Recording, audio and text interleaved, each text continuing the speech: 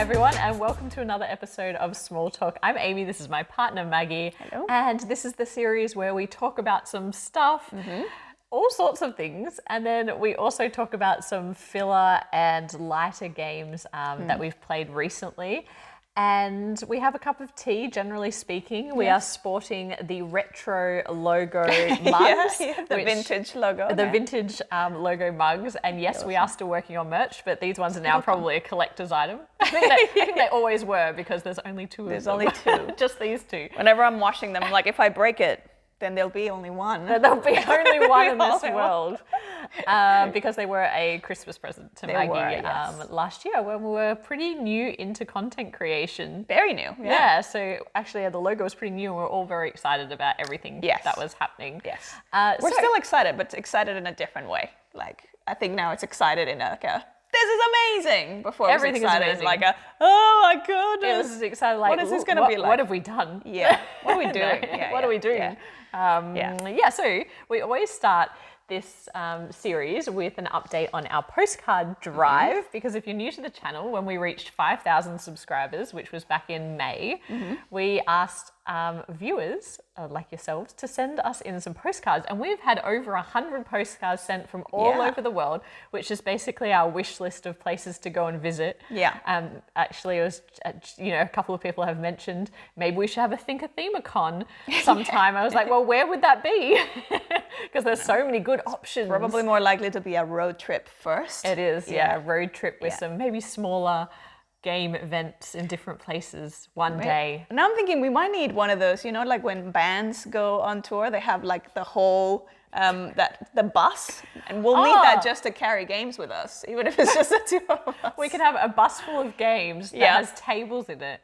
And that's just cool. play and have like a mobile con. Oh, sounds like I'd get car sick or something. Very, All right, so this clearly needs more thinking. This needs more work. Anyway, moving on to some postcards. We both have a few, so they're still trickling in. So thank you for still sending them, and we will put the address again in the description if you'd like to send us one. But the first one is coming from Vienna, and Hannah has sent us this from Vienna. And they've recently moved to Vienna, and I have to apologize to you, Hannah, because I always refer to you in the comments as often, well, as recently as today by your YouTube handle, which I won't say what that is here, but I always refer to you as that name and did not realize your actual name was Hannah. So hi, Hannah. Nice to meet you properly. Thank you for sending this. Hannah says, I love your channel, specifically Backchat, and also your interaction while talking and as a couple. Nice. We do try to interact nicely when we're on camera, don't we? Hannah's definitely on the thinker side and loves some good mechanics. Nice. So there you go. Recently moved to Vienna, and Hannah hasn't been to all of these different locations on here. Yeah, there's a lot of different sites. I've never been to Vienna, but you have. I have. Yes, like quite a while ago. I thought you were with me. Yeah. No, you went for a work conference. Yeah, I went for a work conference, but I thought you had come with me once and we had spent a day. No, you were there for like 2 or 3 days and you went on a bus tour and you slept through the bus tour. But I always do that. I love getting on those like double-decker buses and putting on my headphones and like listening to this site and then just sleeping the whole way. It's like, it's one of my favorite things to do when overseas. Okay, I think I've told this story before, but when we were in Budapest, I was like, let's just jump, and because there's both sides of the river as well, I was like, let's just jump on one of these double. It's just so nice. So I love it. What did you say? Sleeping on a bus. Sorry, it wasn't me, it was you that's like, let's just jump on one of these buses. And I was like, no, we can do it ourselves, we can get around. And you're like, please, I love these buses. I do. And after about an hour of nagging, I finally gave in, and within 1 minute, she was asleep. And then I was on this tourist bus listening to the tourist recording. It's the perfect lullaby, and like you just, I love it. Snoring. Yeah, I think I just associated with when I first went to New York, and I kind of got in the double decker, and I just loved the freedom of just being able to just hop on and off. I mean, that is their selling point. Yeah, that is like their name. Hop on, hop off. Like, what? You can just hop on and off and it's just the one ticket. And I just love that so much. And then as I got older, then that was the thing that I always wanted to do when I went to other countries. Because it's like, it gives you a good lay of at least the city center often, like the key things. I'm not a fan. But it's just, it's but just it's always so because pleasant what for I'm me. interested in is like going rogue into little alleyways and finding random, like maybe less touristy little spots and things. So, But anyway, and the only time I gave in to Maggie, she went to sleep. So that's fine. Anyway, thank you, Hannah, for sending a postcard. Now, I've got a postcard from Flo, who sends this from I'm not even going to try and pronounce the rest of. Should I try? Should I try and butcher? Oh my goodness! Here we go. Anderdono. That's probably terribly wrong. My apologies. But Flo very kindly sent us this card saying, "Greetings from Germany." Also, has its own game. We've never actually played the board game, no. So that is now on the list. Apparently, it has the highest church tower on Earth, but at the moment it's being renovated. So I think you can't really access it right now. It's just it just looks like a beautiful, beautiful city. So thank you. Thank you, Flo. The next one is from North Devon, and it is from Emma and Catherine. And it says here that the postcard shows some of their favourite places to visit. It does look beautiful. It looks very raw in a lot of the kind of being on the coast there, I imagine. Congratulations on the channel. Yours is one YouTube channel I can get my girlfriend to watch with me, and I particularly enjoy small talk. Well, now you're on it. You're on it. So thank you, Emma and Catherine, and thank you for watching as always, and thanks for sending us a postcard. Now, I've got another beautiful postcard from Tara, who's sending this from Oregon, from Portland. And Tara says, I live in Portland, which I've heard has very similar vibes to Melbourne. And I have heard the same thing. So it's one of the think places. It's the like hipster thing. Yeah. And they do the kind of the coffee, like the good coffee and all of and like food trucks and things like that. Yeah. So it does sounds amazing. Now, Tara is at the moment going to be traveling for a few months and a bit of a world tour. And so we are super jealous. So jealous. I remember Tara telling us about that in the Discord a while ago, and just, it sounds like such a fabulous trip. And right now, oh my goodness, can't wait to get back to travel. So wish we could come with you. Yes. But hopefully next year we'll be able to start traveling again. Yeah. And then maybe we'll catch up with some people. Absolutely. Maybe we'll cross paths with you, Tara, somewhere. Ooh, that'd be fun. Thank you for sending a postcard. Thank you. Beautiful card as well. And the last one I have is from Nancy in Seattle.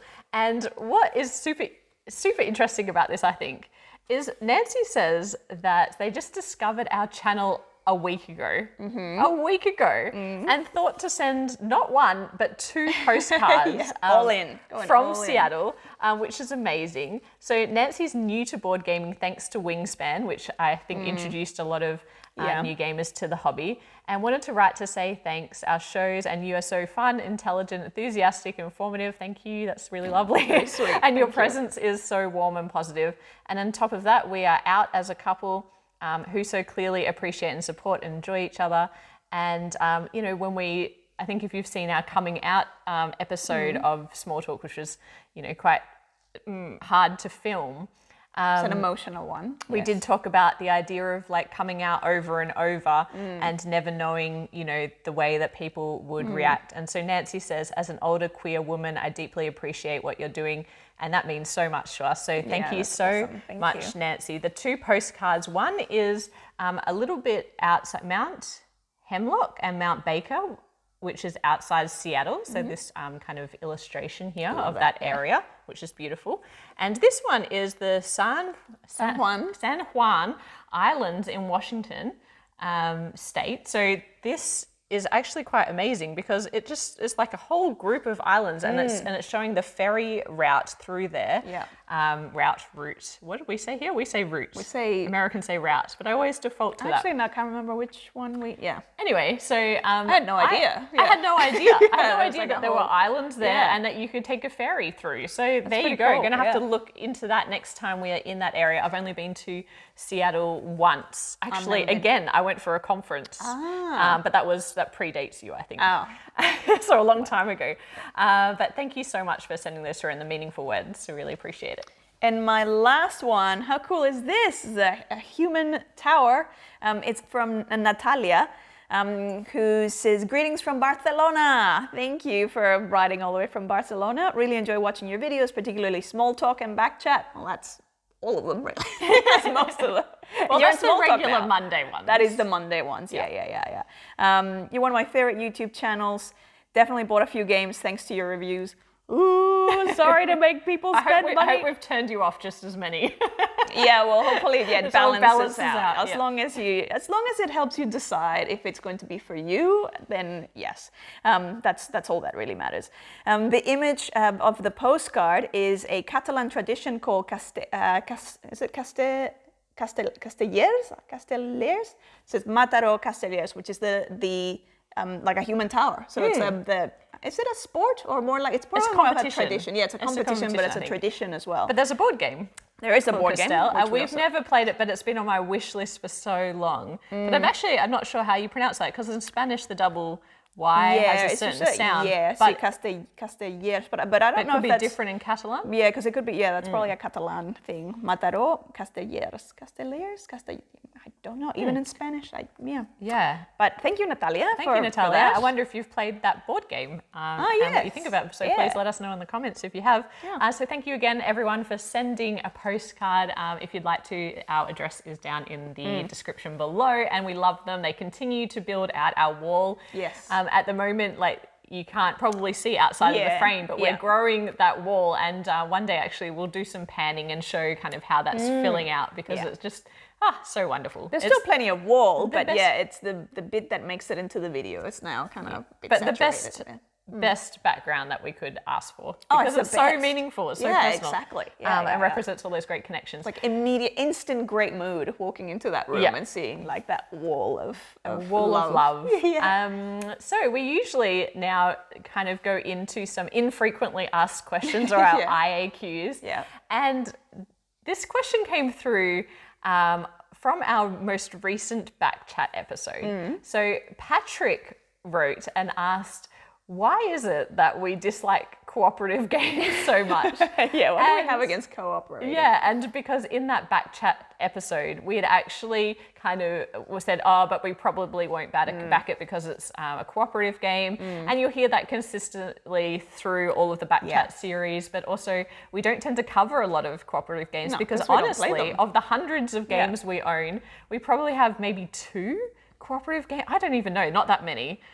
Like very, very few. Not that many. Yeah.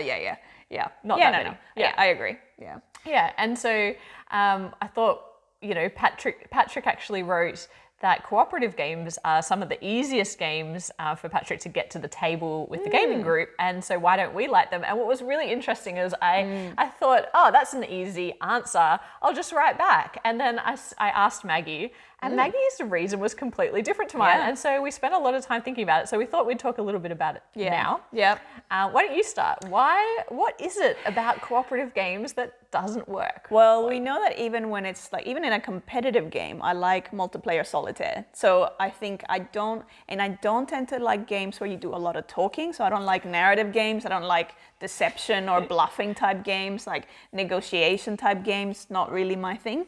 And in a co-op, obviously it's all about that kind of talking and cooperating, working together to achieve something. Also, the other thing for me is the reason I love a multiplayer solitaire, regardless of whether it's, I'm playing solo or I'm playing a competitive like multiplayer, is because the thing that I enjoy is this, like having this hypothesis, or like at the start of the game going, I want to try this one strategy and I want to see how it plays out, or I want to try and get better at optimizing this one thing.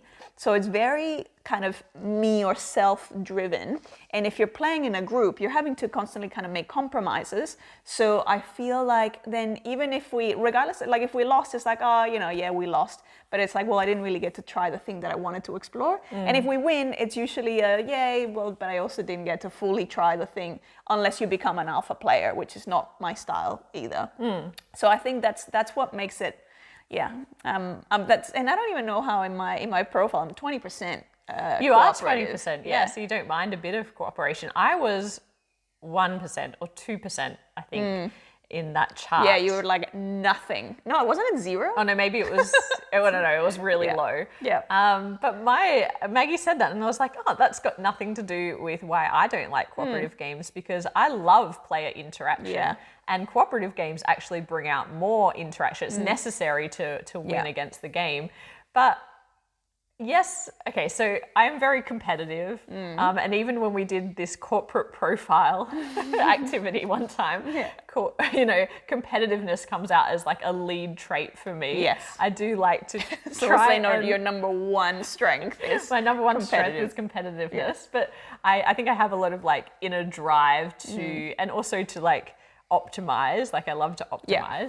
And in a cooperative game, I find one of two things either happens. Either I can see what I think is the best path forward, and then I struggle with the tension of becoming that alpha player, because sometimes I feel like I can influence people to like get on the ball with my strategy. Like I like that idea of like selling people on my ideas and things. Yeah. And so I don't like that aspect of like in having gaming. To impose yourself exactly on, or your agenda or your idea or worse still, when I can't see the best path forward in a game and someone else can, then I have the tendency to sit back and be passive and let the game happen, and it kind of happens without me, or like with minimum interaction from me or influence. And then if we win, it takes away all the satisfaction of the win, because I feel like I haven't contributed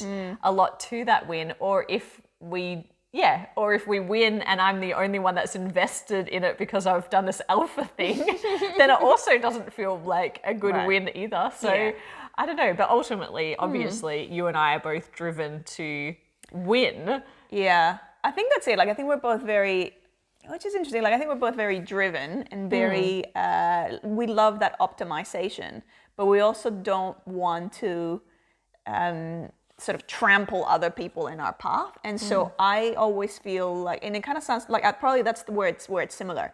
We would both be feeling like we're compromising on what we believe is the optimal thing. Either for you it's the optimal thing, for me it's more about the thing that I wanted to try and see how it played out. Yeah. And even when we play cooperative and it's just you and I, and you and I are both probably equally good at games and like both have different strengths. Yeah. And even when we beat the game or don't beat the game, there's just like not as much investment in it. Yeah, that's interesting, and I don't know why that is. Like, but again, when it's a like an escape room or something like that, like we love it.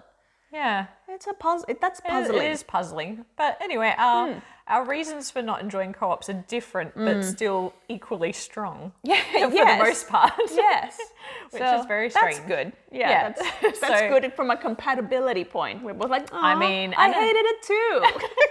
And a money saving kind of point as well, because if I was backing all the cooperative games on Kickstarter, I'm already, because you enjoy playing solo, and more cooperative games are now solo. Yeah, that is really, and that's an interesting point. Why do you like solo but not cooperative? That is a good one, because I was thinking that like there's a lot of games that are cooperative that I love playing solo. If you were to tell me, hey, you love playing this game, do you want to play cooperative? I'm like, probably not. So I don't actually, again, because it's like what I like is like, I'm an only child. I don't know if that sort of explains it, but I just love getting caught up in my own little thing, and like, and I'm an introvert as well, and it's like I just get so much joy out of that. It doesn't mean that that I don't socialize and I don't enjoy moments of connection with people, but it's like when I've got something in my head, and it's usually like with a game, it's like this is one thing that I want to try. It's like I just want to try it. I just want to get it done and see what happens. Yeah,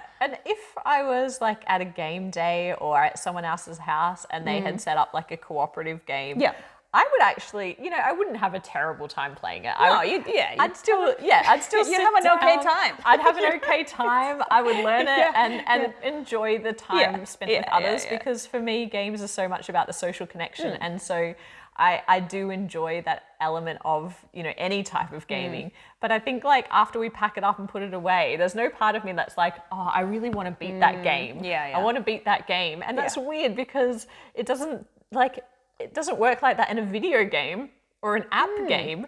Because if I'm struggling in a game like that, a digital game, I'm like, ooh, can't wait to get back in there and beat my score. Yeah. And so that's kind of versus the game. Yeah, that's like, why doesn't it work in board games? Don't know. And again, it's not to say that cooperative games are bad. It's just it's not our thing. Like, because it's like our drivers are we're just two very individually driven women. That's just.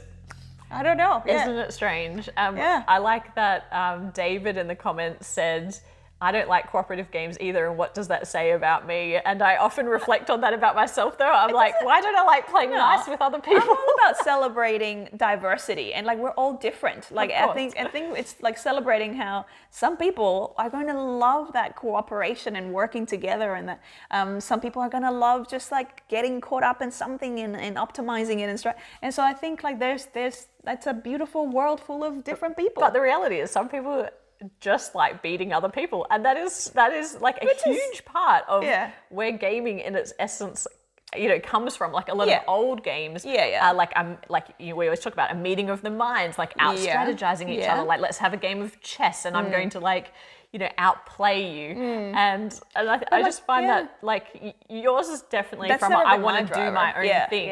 But for me and for a lot of other people, it is about like, well, I'm going to beat you this time. You might beat me next time, and you will have all my respect. But I'm going to like try and beat you. And I think that I just find it so fascinating. It's like the things that make us tick, or the things that make us feel like good or alive or fulfilled, or like And some people really enjoy competition. I just really enjoy getting better at something, or like upskilling, or like kind of going, it's that curious side of like, ooh, what would happen if, that sort of inventor side. Or, Anyway, so that is the answer to that question. Very long-winded answer. Long-winded answer. But we don't have many IAQs, so this is the time where we ask you to ask us the question in the comments, and within reason we will answer it. Infrequently asked questions means it only needs to be asked once, and we'll probably answer it. So please ask us a question. But I really want to ask you a question in this episode, and I want to tell a little story about why this popped into my mind. So recently, we have been watching, obviously, a lot of TV shows because we're in lockdown, and also because it feels like TV shows have come back now that they're filming in different areas. Like, you know, how I've spoke about how I love Survivor. That is back now after a long time off the air, and that's true of a lot of seasons of shows are kind of coming back. And you know, I like to watch TV as a way of like, I really, you know, kind of, it makes me relax. But when I love a show, like, so this is like talking top tier, like my top 5 shows, I don't like to watch those shows with anybody else. Sorry. Well, it's lucky we have really different taste. It is lucky, because 9 times out of 10, you don't want to watch my shows. No, I'm like, you don't want to watch Survivor. You're like, no, can you put your headphones in? Yeah, it's a very loud. Okay, the shows that she likes are usually not very just like room ambiance friendly. It's like Survivor, where they're like screaming stuff when they're doing the challenges and stuff. And then, like whatever that horn is. That was really good. That was okay. I've done better when I'm like, again, with your horn thing. But the other one is like, she'll watch Hell's Kitchen. Oh yeah, that's very loud. I love Gordon Ramsay, but that is not a soothing voice, particularly when you're not watching it. It's just like in the background. Get out! It's just constantly screaming, or like any of those like chef shows where there's just a lot of stress. Okay. And then like, what's the one that has is it Chopped? That has the like, no, that's still like kitchen. I was like, everything is so violent, like auditorily violent. It's like, oh my goodness, what is happening? This is coming from someone who watches Rick and Morty. Yes. Rick and Morty is the worst ambient noise ever. Like, if you're watching that. If you're not watching it, the voices are so great. Anyway, point. Can I finish my story? Sorry. Point being, we have very different tastes in shows. Yes. But my top shows that I enjoy watching, like some of those very loud shows, I don't like watching with other people, and I also really like to watch them wearing headphones. So having them on a big screen TV and like not being able to hear the audio very well, I don't know, I've just gotten so used to watching everything with my headphones that I really like to focus in on what's being said and all of that. And so I like that experience. I also don't like when you're watching with other people and they're like, they're commenting on it or they talk to you about something else and you're like, shh. It's like, if you're going to be here, you have to be quiet. Yeah. It's my favorite show. Yeah. Whereas there are other shows, other shows that we watch together, like we've been watching Ted Lasso lately. Every time, we're end up crying every time. We cry so much to that show. It's like so much heart. Ted Lasso, we both look over at each other, we're like, oh. But sometimes when that's on, we're also making dinner or doing other little things and it doesn't matter so much, or we're watching RuPaul because we're watching it, but it's, it's just kind of on. You don't have to listen to absolutely every single word. Yeah. So one of my favorite shows, and this is going to be a throwback, but the L Word obviously was a huge part of my, I was coming out around the time that it started airing, and now it's back as this new generation has some of the previous original cast in it, and I love this show. I love it so much. And Maggie started watching it, or somehow kind of over my shoulder was watching one of the episodes and really got hooked on it as well. And I was like, okay, well, how are we going to do this? Because we watched an episode on the big screen and I was like, it just didn't work for me. I can't hear what they're saying properly. Maybe I've got a hearing problem. I think it's also with TVs nowadays, the audio is not quite even right. with we're constantly trying to with all of that, it was just, it's I don't know, ambient noise. So, okay, this is such a long story. Such a long story. We have started watching this series as a silent disco. So if you're not familiar with the concept of a silent disco, that's when people have a dance on a dance floor, but everyone's wearing headphones listening to the same track. So it doesn't disturb the neighbors, but you can all be having the best time in listening to the same song and silently screaming the words together. Yeah. So we do this silent disco screaming. Now. That's a silently screaming. You know what I mean. So we do this thing now where we hit play at the same time on our devices. We're kind of checking to get in sync. Play. No, oh no, you're too fast. Let me just catch up. Yeah. And then we have our headphones in while we're watching the same episode of a show on different devices. Yeah. Weird. Some people might call that weird. Oh, I'm sure a lot of people will find that extremely strange. But I found it quite fun because it means I can still hear the audio. You can't disturb me. But when something funny happens, we both laugh at the same time. And that's kind of cute. And it feels like we're kind of watching it together. A little bit. Yeah. Enough. And anyway, I am getting to the question, I promise. My goodness. So I was thinking that is a strange way to consume content. And in general, I consume a lot of content on my phone, way more than watching TV these days. Yeah. I don't like watching TV on my computer. I don't really watch TV on the TV unless we're watching something together. Yeah. It's all on my phone. And you tend to watch mostly on your phone as well. I mostly watch YouTube on my phone. And I don't actually watch that much TV. So the only TV that I watch is if we're over together. Dinner and stuff. If we've got something on the main TV. TV or the silent disco.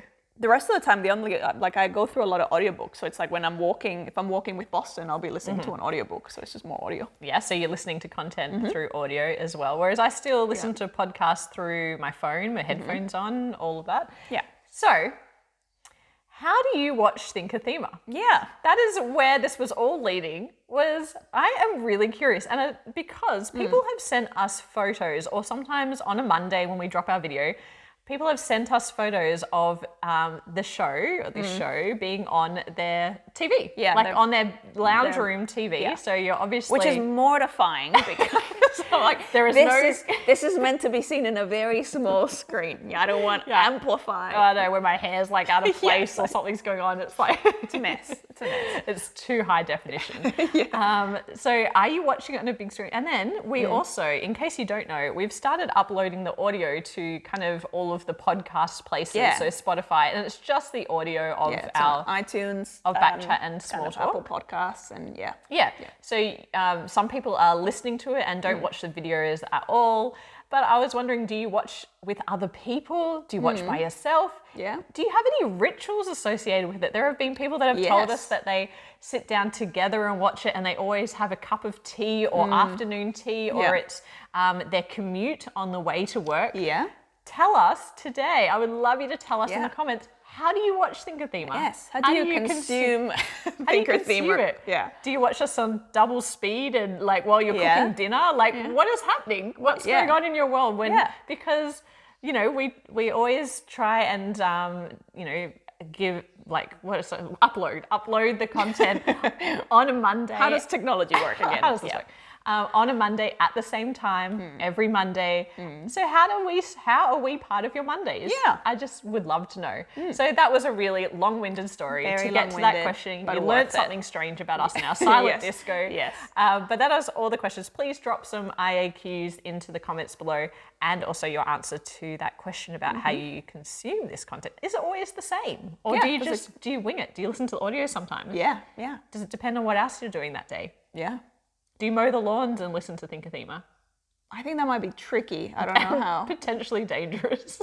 Well, not if you're just listening. Oh, but potentially, Potentially dangerous. I don't know. I've never mowed a lawn, so I don't know the etiquette of like. No. Yeah. No. But loud. We probably killed a lawn.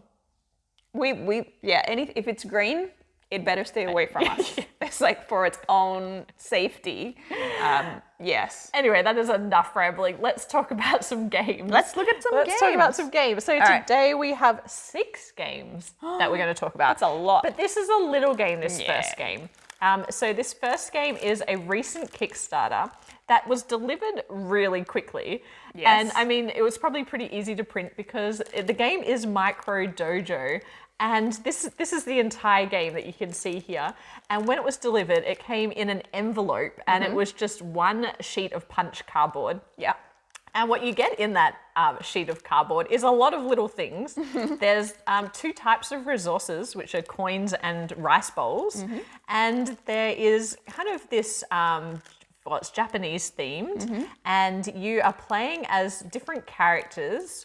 Well, you're more like moving the characters. Yeah. So you're sort of. So it's a 3x3 grid, this tiny little board that you put between you, and you're going to be moving or choosing the characters that you want to move onto these different spots in the grid to collect these different resources or to take different actions. And the actions that you can take are to build buildings that are going to help you, or you can use that action to activate one of the scoring conditions. Yes. And you have to be little really objectives. Yeah, you have to be really strategic about that. And I like the way that, because at the beginning of the game, you're picking, how many are there? There's 5 objectives. Different objectives, yeah. Yeah, and you are in control of when that gets scored, when that objective scores.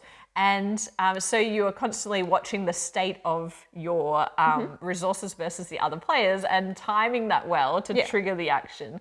And for example, at one point, I definitely had the win on one of the objectives, but Maggie was using the characters on the 9 squares. She was moving them around to block me from ever getting to an action space, which was really frustrating. But I kept having a giggle about it. You were laughing the whole time. Every time there was an opening where I could actually frustrate the potential plan that I knew she needed to take. I just found it really This coming from the person who said it's definitely just about implementing a strategy and not about beating even that one, it's like I didn't really care about winning, but that was fun. Like kind of going, she can, and it was just making me very happy. So in the game, you are obviously just trying to fulfill these objectives to get victory points. You can also trade in the resources to get victory points, and ultimately, it's the person who gets 7 victory points first will win the game. Yeah. Actually, this game packs quite a lot of punch for a tiny, tiny little game. Yeah. Like, it is really well thought out. Absolutely. Yeah. And there's a lot of Euro-esque elements that people would enjoy. Yeah. I think the objectives, the resource collecting, and the puzzle itself of like blocking each other so that you can't get what you want on that little grid. Cute. Issue. I really like it. Cute. So small that we really like a little too small. Like, particularly when there's writing. It was really difficult to see like what is the resource that needs to be built. Yeah, so some of the buildings are tiny and the font on them is tiny. Yeah. So, this is perfect size to take traveling, but I probably wish it was about 50% larger. It was about 50% larger. It would still be really portable, but then you wouldn't have some of those, like if you have visibility kind of issues as it is, this would be a little bit of a struggle. But all in all, I love the concept of this. Yeah. definitely agree. So much game into that little, So and we much put it game. in the Ziploc bag. I don't think it came in. I don't think it brought the Ziploc bag. Oh, did we? Okay. Yeah. So it's like it was even, I guess, greener than that. It was just because it was just the one sheet in an envelope of cardboard. Yeah, and that's the thing. It's like such a strategic and kind of efficient use of resources to make an entire game experience for two people out of one sheet of cardboard. So that is Micro Dojo. Yeah. Now, the next one is a game called Terraternity. Now, this is going to be a Kickstarter launching this week. Launching this week. There is a full kind of bigger Euro style game, and this is the card version of it. So Terraternity is really looking at tackling climate change, or the things that we can do to tackle our carbon footprint or become carbon neutral. So in Terraternity, the aim of this game is to try and get 5 countries, so we're going to play with a whole stack of different countries and try and get 5 countries to become completely carbon neutral. And then after that, you also have, I'm burying the lead here in that there is a touch of dexterity. They call it a touch of dexterity. But there's it's a fair bit of dexterity, which is interesting in addition to obviously, you're having a strategic kind of card play or resource type management type game. So in this game, the things that you're going to be doing is you're going to be activating countries, or essentially like looking at what countries you're going to be playing. And once you do, as that country, each country has their own carbon emissions. And so those carbon emissions have to be balanced onto the Terra, or the world, the Earth globe. And the globe itself comes with different size platforms. So obviously the fewer players, the smaller the platform, and the more likely it is that you're probably going to, after a few cubes, depending on how lucky or unlucky you are, things are going to start like topple over, and that triggers a disaster. So in the card game, a disaster means that then that country you select one of your countries that you have active and you put it to the side, and any carbon footprint or black cubes or black values in it are going to be minus points at the end.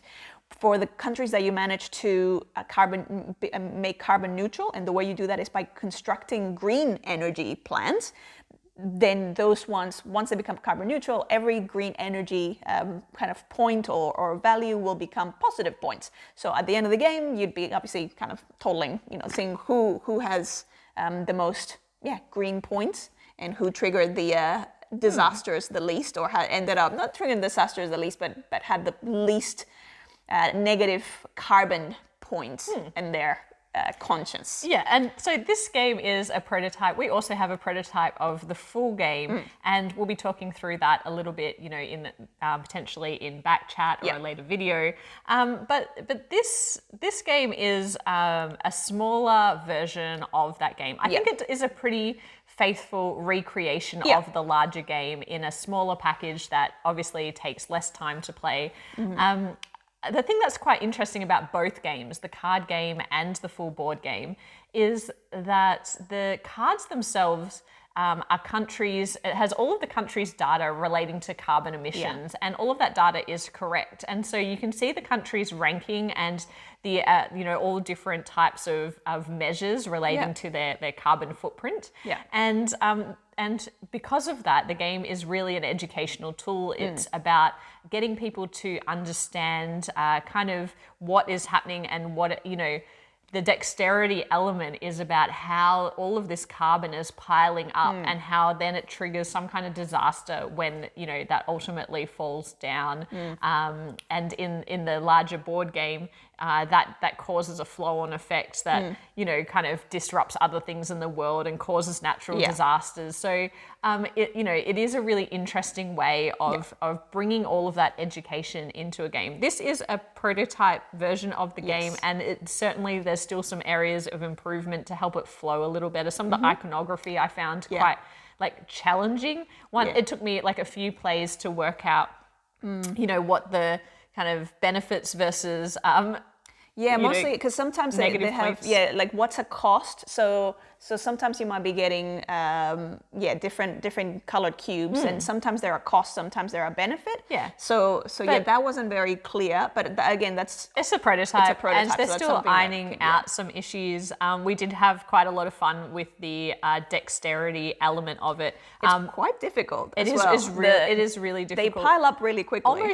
Almost too difficult. Like it is, especially in the board game, it's quite difficult to kind of get traction without it all coming crashing down. But anyway, I think that ultimately this is really an educational tool. Yeah. And kind of an interesting and admirable attempt. The card game, the board game, I believe they're planting trees for the games sold, and also there's nothing plastic. Yeah, there's no plastic. Everything is wood or cloth bags, and so no plastic bags or anything like that. And they are planting trees for every box that is produced, and even the ink. So there's been a lot of thought put into the sustainability aspect of creating the game. But even within the game, some of the cards, they have these action cards. So in the card game, where some of them can end up being a challenge in terms of like they'll force you to put cubes in a particular way. So you might have to put 2 cubes at a time, or 3 or 4 cubes, or you might have to do them with your non-dominant hand, or you might have to do it in between your thumbs? You kept getting that one. Yeah, I did. Yeah, or place forward at a time. But there are other cards that are awareness cards that are more around you actually get a benefit from them, and all you have to do is kind of read them out to the table. So there's fairly straightforward, just education type tools. A lot of the cards have QR codes on them as well, so then you can actually get additional information. So, but it very much is an educational tool. I'd like to see them streamline both games a little bit more, because I think if you're playing with children, some of the rules are a little bit, like you become kind of tripped up in the rules, and that takes away from the beauty of like all of these educational elements that have gone into it. But like in a very small box, this is where you then kind of put together your little globe, and you have all your, so there's a fair bit of hours and hours. And we had good giggles like with the we did. We'll play some video in this somewhere. I'm sure. We'll play a little video. Oh! Why are you screaming? Why is it shaking so much? Yeah! I didn't realize you were putting. Knocked them with my knee. You're not the table. Me struggling as per usual with the dexterity stuff, but it also becomes it's a mix between dexterity and also push your luck, because you sometimes you go, oh, do I play another like an energy card maybe to try and build a plant, knowing that I'm going to have to do a carbon output, of and so maybe I might be able to pull out an action card that will counteract it. I may end up pulling out a card that gives me even more sort of emissions that I'm going to have to put in there. So there is that element of push your luck. So so it's an interesting little one. So Terraternity, it's going to be on Kickstarter.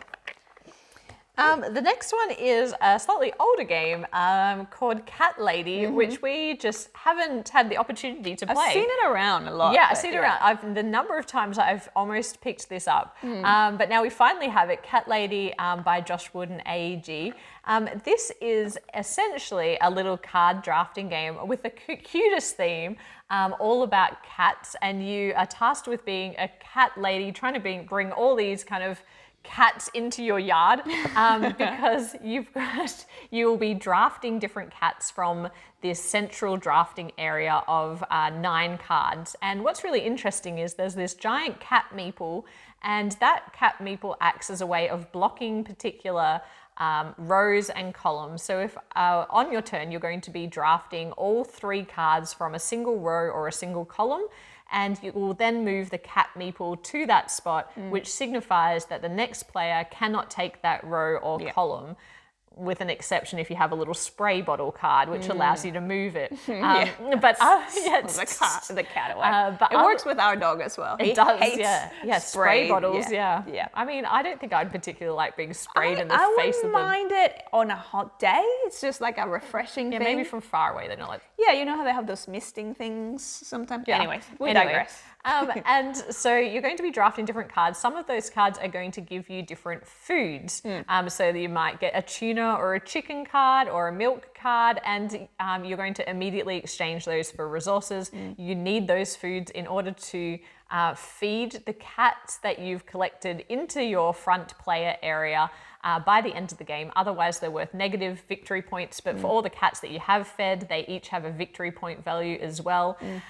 There are other things you can do in the game. There's a bit of set collection. If you can get a variety of different cat toys, you're going to be able to get points.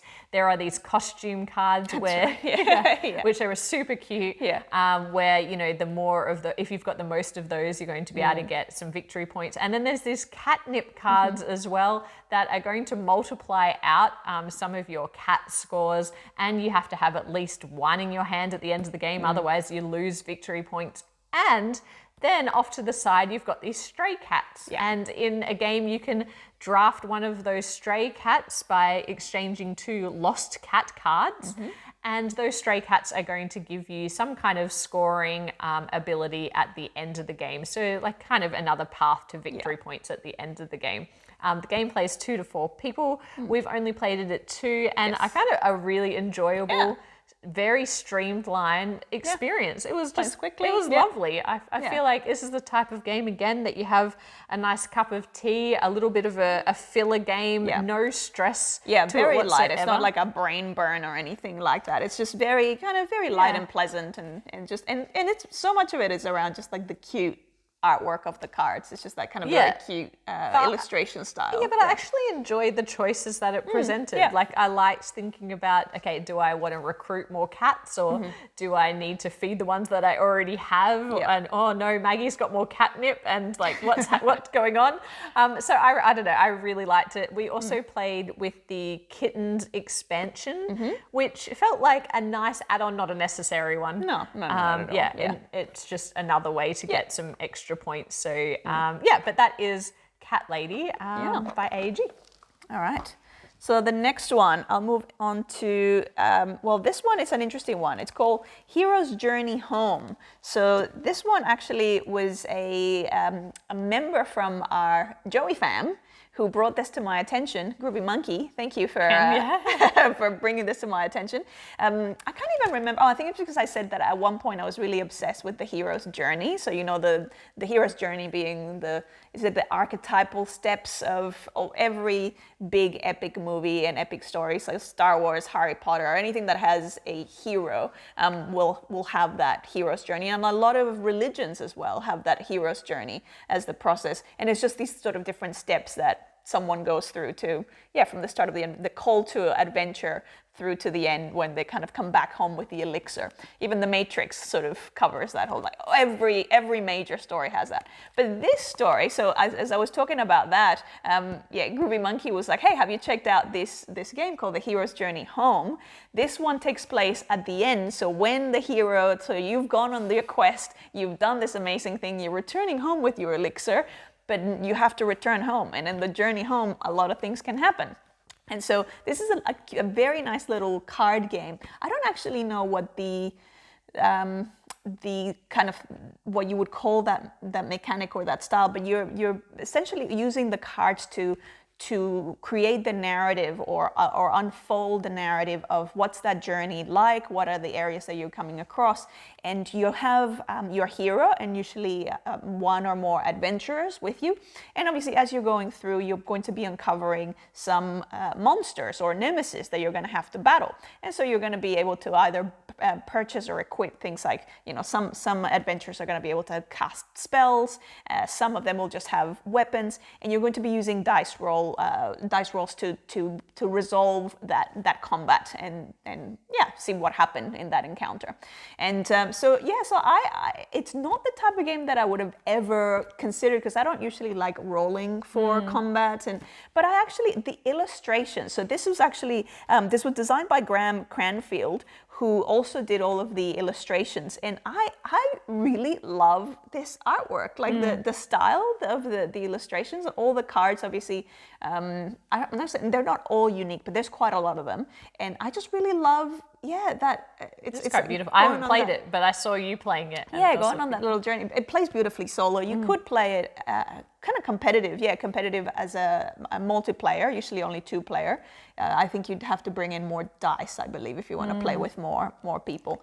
But I think it's known as a solo, like a great solo game. Yeah, and it was. Why does it come in this bag? So it's very sustainable. There's it comes in this little, what is this material called? It's Hessian? It's like a Hessian bag, and then it's got Hessian everywhere, and then it's got another little cloth bag where you have all your dice. So I think I really like that. I thought it was really quirky, and obviously, and when you order it, like you're just buying it directly from Graham, so from their website. So I don't think you can buy it from anywhere else. I think it was a Kickstarter at one point, and then so now you just buy it direct. There is an expansion which I didn't get at the time, but I really enjoyed it, and I think it's one of those games because you have a whole range of different adventures that you can play, then you can kind of try out and see, how things unfold, because they all have different values in terms of their strength, and also there's all sorts of other things that you can encounter along the way. So that was a really, really interesting, cute little game. Here is Journey Home. Yeah. That's a solo game, so that was all Maggie. That was all me. All Maggie. You can play it multiplayer, as in I think 1 or 2, but largely solo. Yeah. The next game is a game that I certainly have been eagerly anticipating, because I backed Terraforming Mars, the Ares expedition, on Kickstarter. And as anyone who backed on Kickstarter knows, it was then kind of released in Target exclusively in the US, which controversial. Well, it was just frustrating, because then what happened was all the reviews started coming out and everyone was like, this is amazing. And I was like, where's my copy? I was super glad to finally receive my Kickstarter edition, which obviously I think there's a couple of differences between this and the retail edition. The storage solution that comes inside it, as well as the double layered player boards, which is awesome. But I also picked up the player mats, so I'm sure you'll show that in some of the B-roll. But the player mats are really fabulous as well, because when I play card games, one thing that frustrates me is just like not having a place for everything. And in this game, you're using a lot of cards, obviously. So let me tell you about the game. If you haven't played Terraforming Mars before, then you probably are not watching this channel. Although, having said that, we only played Terraforming Mars for the first time. Yeah, this year. Very recently, when a part of the Dojo fam, Monica, kindly sent us their copy. Which was incredibly generous, but also got us into this world of Terraforming Mars. And if you saw Maggie's video with Rado, you'll know that Terraforming Mars is now in her top 10 solo games ever. And I also had a lot of fun playing Terraforming Mars. It was a great introduction to kind of the world. And this game is the attempt to really simplify that game down into an experience that can be enjoyed over a much shorter time period, because Terraforming Mars is a long game. This game plays in probably less than an hour. We were playing in less than an hour. About an hour, I would say, about an hour. About an hour. I actually think this is one of those rare games where the fewer people you have, the longer it would take. And I'll tell you why, because the way that the rounds work in this game is that you are choosing from a hand of cards the action that you want to take for that round. Now, everybody does that kind of in secret and reveals that at the same time, and you only play out the rounds in the game that the collective have chosen. So if you, in a 2-player game, if we both choose the same action, phase, that's the word, phase, then it's only going to get played out once. So it could be like the development phase, and then it's only played out once. The production phase more likely, because it just gets used a lot. Or if we both choose different phases, then we both get to do both of those phases. If you're the person that chose it, you get some additional benefits, which does make you want to be the person who actually made that phase occur. But what that means is, I imagine, we've only played this at 2-player because of lockdown. And solo. But as you bring more players into it, it's more likely that more phases are going to occur each round. So you're going to be able to get a bit more done in each round. But we found that we actually got really quick at choosing the phase and turning those over. You can't choose the same phase twice, which is interesting and adds a bit of tension into what you want to get done and in what order. But ultimately, if you've played Terraforming Mars, this game is very similar in terms of its ultimate goal, where you are still terraforming Mars and you want to raise the temperature, increase the oxygen levels, and also reveal the tiles in the center of the game, the center of the game board. However, the ocean tiles, the ocean tiles, sorry, but you're not placing them in this game. No. They're already there. You're just revealing them, and so anything to do with the tile element of the original game has been stripped out. Yeah. And this game really focuses on the card play. And ultimately, it's probably the card play that makes Terraforming Mars so special. The comboing of the different cards and the icons, and how you can really build up that engine to quickly then be able to achieve all of those main goals that are giving you victory points. Yeah. So in this game, the cards are fairly similar to that of the base game, i.e. the way that they work is fairly similar, the way that they interact with each other. There's so many of them. Which is great, because that's the whole point. As many as the original game. There's so many cards in here. And yeah, it is really fun to work out that combo of cards. Pick your strategy, and that's what ends up happening. Because then you also obviously having depending on the starting corporation that you get, that usually should dictate your strategy. But then there's also the luck of, what are the cards that you're being able to draft as you're going through the stages. I think like this game, I mean, Terraforming Mars, there's not a lot of interaction, but there's a little bit of interaction with the tile placement. Yeah. Because and they can be actually, because there can be some elements of take that in that one. Yeah, that's true. There's absolutely no take that in this. Exactly. And so what I found was in this game, it actually becomes even more of a multiplayer solitaire experience. Which I love. Which normally I'm not about, but I actually really like what overrides that for me is the cleverness of the cards in this game. I really do enjoy that. It gives me a lot of satisfaction to get like that engine happening and trying to do that as fast, and also pursuing different strategies. So, going heat strong or, going, what are the trees, like trying to build up those different engines. Strong or credit strong. And so I really like that about this game. For me, Terraforming Mars is not like, I probably wouldn't be the first game that I reach for, but if I was to play Terraforming Mars, I would play this one over. Yeah, this definitely, this I felt, again, it captured the soul of the game quite well, but it definitely is a streamlined version. And so when playing it solo, that was one of the things that I found. It actually felt easier. There's a lot more. It feels like it's the game itself is more lenient towards the players. It's not trying to be as punishing. It's sort of allowing you to, it's giving you a bit more breathing room. So I enjoy it, but I do feel like ultimately it's like it is a lot easier to set this up than to set up the big sort of full original game. So it is easier, it is faster. But I do feel like I do miss some of the big elements of, placing, your cities. The cities are completely eliminated from this. And and when you're placing the forest tiles, and you've got that additional layer of the puzzle. So it is more complex. And I felt from the solo point that it is more punishing. I really, really always struggle to terraform, particularly if I'm using like Prelude. I really struggle to accomplish it. With this one, in my very first game, I was like, I did it. And then I realized I had messed up, and I actually played a whole extra round than what I needed to. It's like, no, I did not do it. But then like on subsequent turns, like I was actually able to win it with knowing. It's almost like you have to mentally adjust. Okay, how much time do I actually have? On expert mode as well. Yeah, on expert mode. So that always makes me a little bit paranoid, going, am I doing something wrong? And not realizing that I'm kind of wildly cheating. Or did I just and this is the other thing that is like, did I just get insanely lucky with the cards that I got, where I was able to really like create a very strong strategy to then like just go, wow. Well, I think either we're both doing something wrong, or we're both playing it correctly. And I think we're both playing it correctly, because what's really interesting about this game is no matter what strategy, like it's so well balanced that you and I are always within 2 to 3 victory points at the end. This is where I find this really strange. Like when I play the solo, it's like, because it's so punishing, it's got a limit number of rounds that you have to meet, and you have to have completely terraformed by that by that point. I always find it so like, oh, come on.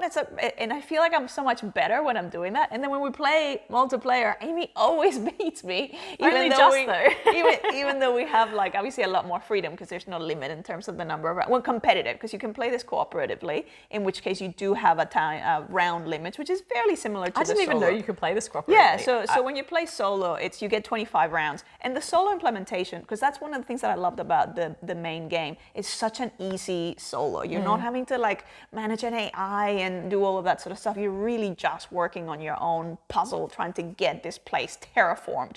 With this, there is one very small element, and it's you just have a dummy deck of those faces, and so that gets shuffled, and then every time that you're doing every round, you're gonna have your pick, and then there's gonna be the one from the dummy. The dummy deck. Once that is completed... Sorry, I was just amused. It's like the dummy is like a perfect replacement for me in this multiplayer solitaire game. It's like that's all you want from me anyway. It's like extra face. Yes, pretty much. But actually, this was the interesting thing. Sometimes with the dummy though, you can kind of game it because you can card count and you know what cards they have now left to play. Wait, you talking about me or the deck? No, not you.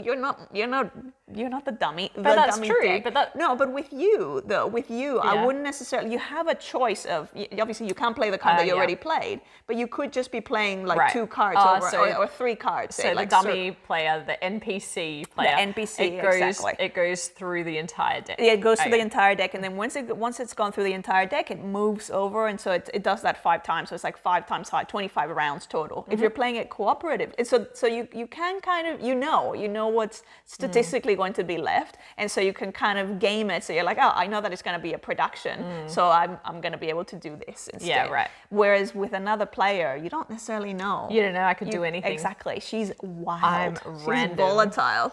Yeah. So the Kickstarter edition is worth hunting out, I think, for the dual layer player boards, which are really great because they keep your trackers in place. But we wish the middle player board was also double layered. Yeah. Why is that not the case? Because it is tricky to when you're sliding your markers across, obviously the temperature and the oxygen and stuff, they can get kind of bumped, and then all of a sudden go, oh, which one, where were they, and what?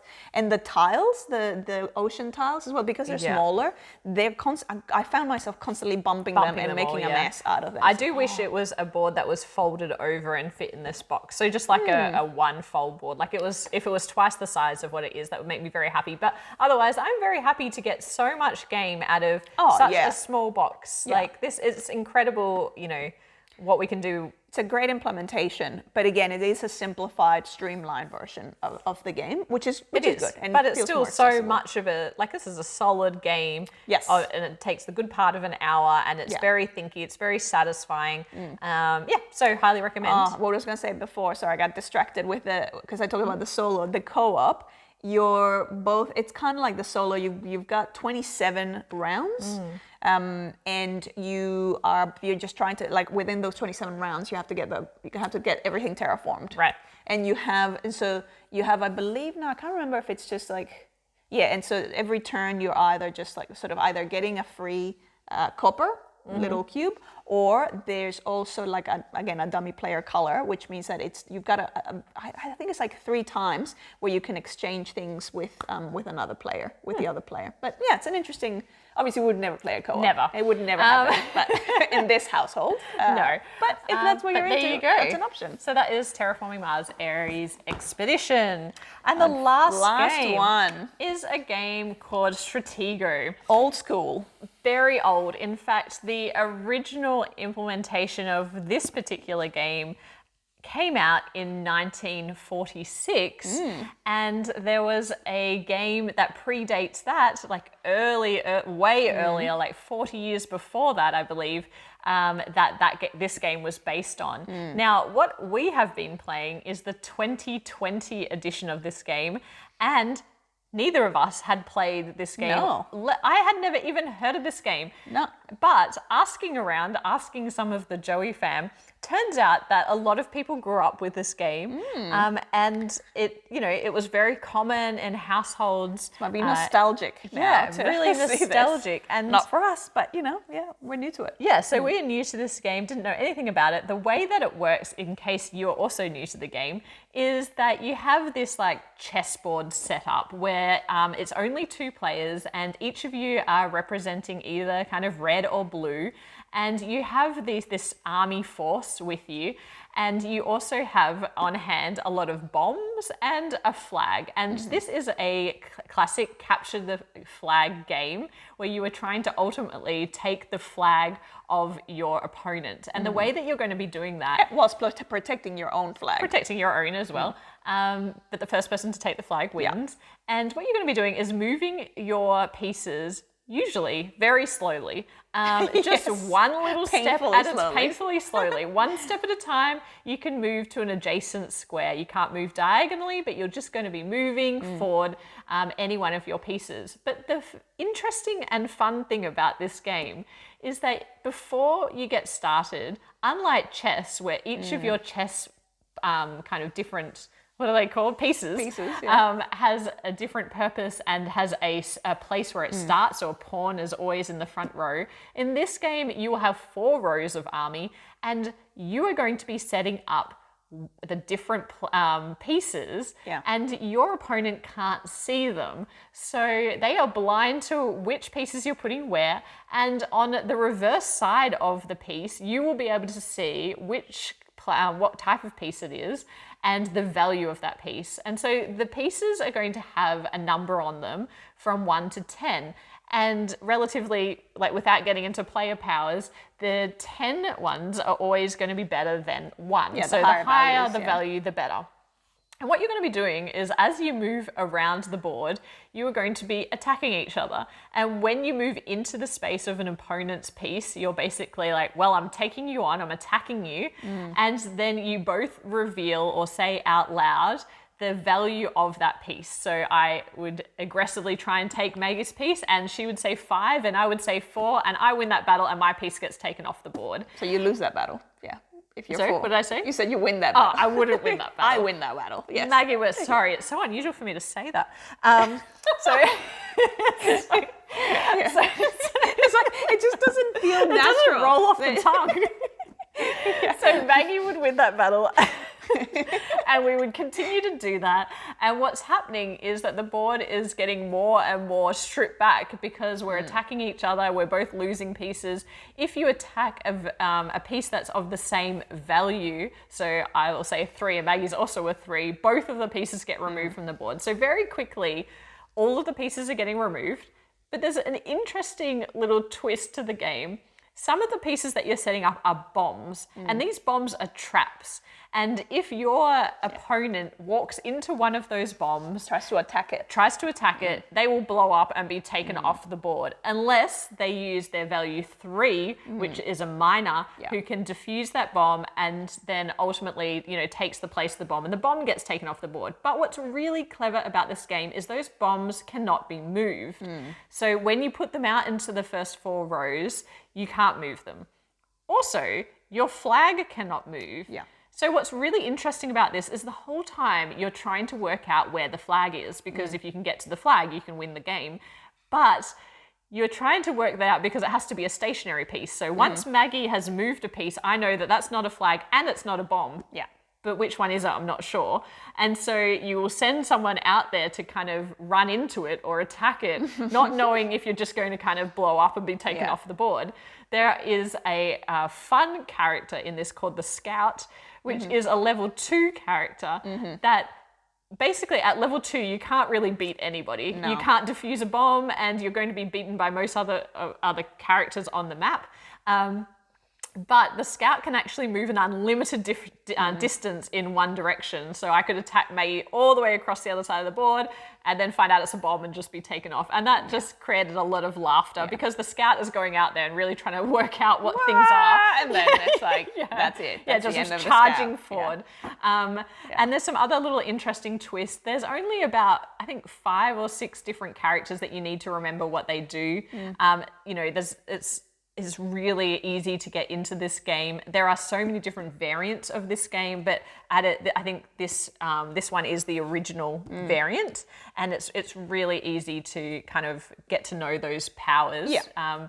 For example, you have one 10 piece, and that is your marshal, and that 10 piece is obviously the most powerful piece on the board because you can just move around basically destroying anything unless you hit a bomb, and then there goes your marshal. But your number one piece, which you also only have one of, is a spy. And if that spy gets wind of a marshal kind of taking over, it can come and kill the marshal. So a 1 can beat 10, but nothing else. And so that adds a little element, an interesting element as well.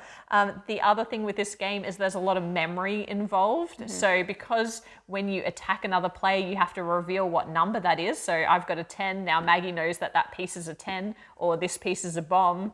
You have to keep track of that. And sometimes that gets really difficult and you go to attack a piece and you're like, I told you that was a 9. I just destroyed you again. But the bomb. I did enjoy that when you kept like bumping into the same bomb. I'm like, that's a bomb. It's that's like, that's right. Bye, Scout. But I feel as though it's been a long time since we laughed this hard playing a game. Like that we had a lot of laughs over this. Yes. Whether you enjoyed it or not is a different thing. It's not because it's not because it's a bad game. It's just not my style of game. So it's like I play it and I laugh because I'm like, oh, it's so silly. And it's not like you can actually there could be full strategy, Stratego, full strategy in terms of how you map out your lines of defense and your attack and your offensive and where you defense, hide your flag, all of that. But it's like I have nil interest, or like I said in a previous video, nilch interest, which is a silch and nil. Silch interest in any, like I'm not into battle. I'm not into like trying to get into my opponent's mind and figure out, it's like, that's not at all my thing. And so that's why for me, it's like, it's always going to be a limited enjoyment, but I can appreciate how, like, if you love chess, if you love any of those sorts of things. It's very abstract. It's extremely abstract, but it is quite, like, there's that element of surprise of like, oh no, it was this, or oh, I forgot. But it's also so fast that it's funny. Yeah. Because you're like, attack, you're like, 5, 3. And then you throw your piece over your shoulder. And it's like, and you just create this mound of like pieces. Well, like graveyard of pieces. Like they're all just sort of like, Yeah, you say that, but like I actually enjoy that it is very abstract because I don't like war games, and I feel like this is so abstract that to me it's just really amusing, like the way that the pieces just get wiped off the board. Yeah, because Bill, you'd send a scout and it's like, oh, that's a bomb. It's like, and so I'd be like, good to know, and he just kind of gets put to the side. And it's like, well. And gone. So again, it's like it's one of those games that I cannot get invested in it and be like, because that would be extremely confronting and difficult. It would be, yeah. But it is entirely abstract. I really liked this game. I like this game a lot. And I don't love memory in games. Maybe I do. I don't know. This is making me question all that. I really don't like memory in games. I don't like memory in card games. Like, if cards get moved around and that type of thing. Yeah. This is okay because like I only have to remember what a piece is, and it's fairly easy to remember that because of where it's situated on a board. And so I'm like, okay, well that's a 10. I won't go trying to attack Maggie's 10 again, or run into a bomb again, even though I did that multiple times.